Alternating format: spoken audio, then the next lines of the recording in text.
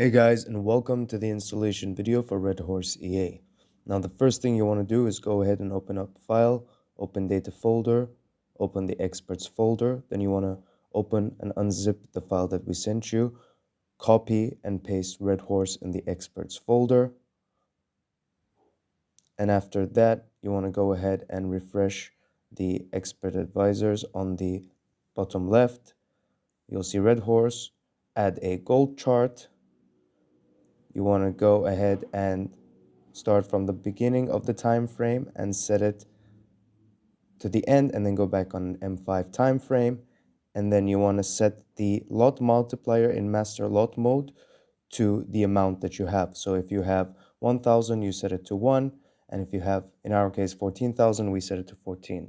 Then you want to go ahead to tools, make sure you allow automated trading and allow DLL imports, and Red Horse is now active. You can email us your account number for activation.